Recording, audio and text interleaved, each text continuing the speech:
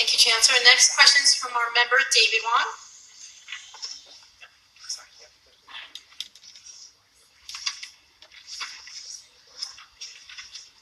Okay, this question is actually from a student.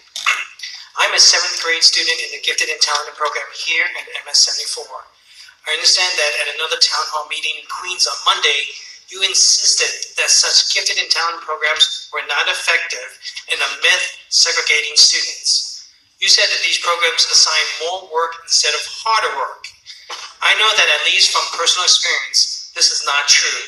What evidence do you have to suggest that gifted and talented programs in high-performing schools like mine are not effective in providing a more enriching course load for some students? In reforming our imperfect education system, how will you ensure that you will not break what works, like your education model used in District 26?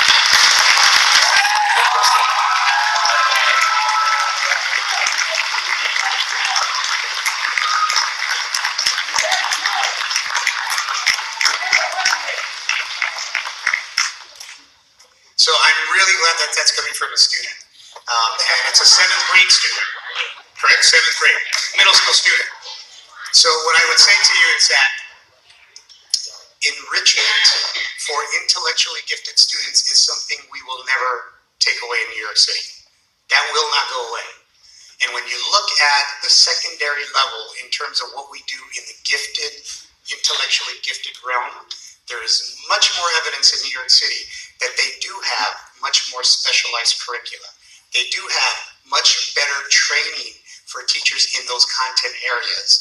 There is evidence that you do have a process and a pedagogy that truly is meeting the needs of intellectually gifted students.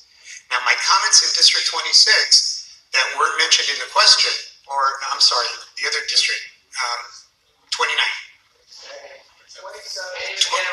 Yeah. I do a lot of town halls, so I'm sorry. So whatever they mentioned, I remember those comments. When you look at, and look, I'm an educator. I've been an educator for almost 30 years. I've been a teacher. So when I walk classrooms and I evaluate what the pedagogy is, and I look at what the strategies are, and I look at what the curriculum is in that classroom, I have a level of expertise. And I can tell you that. Please, we have limited time. Please be respectful. Thank you.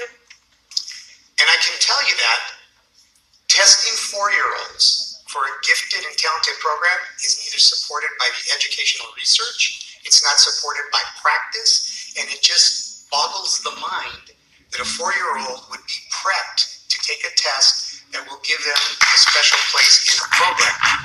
Now, when you walk in elementary schools, not all elementary schools, but the vast majority of gifted and talented programs, there's neither a special curriculum, there's not special training for the teachers that's based on brain science, there's not a specialized pedagogy.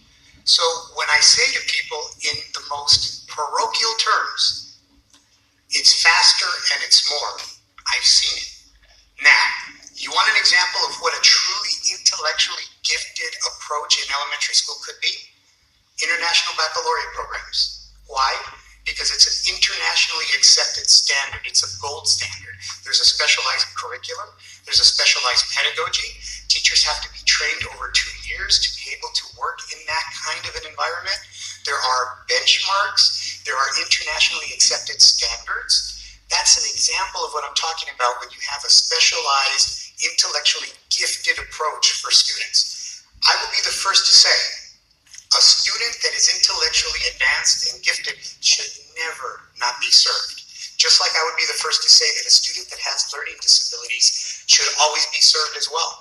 But it's more about enriching their experience and giving them a true accelerated program rather than just saying it's gifted and talented when it's really neither of those things. So we have a conversation to have in New York City. And what I want to always be with our community is honest. And I'm being honest with you. Let's truly have accelerated programs starting in elementary school, but let's make sure parents understand that if you're signing up for this program, we're going to identify your student based on the characteristics they have, based on what the research, what the brain science, what the brain development science says are indicators of students that are intellectually gifted, and then I'm all for it.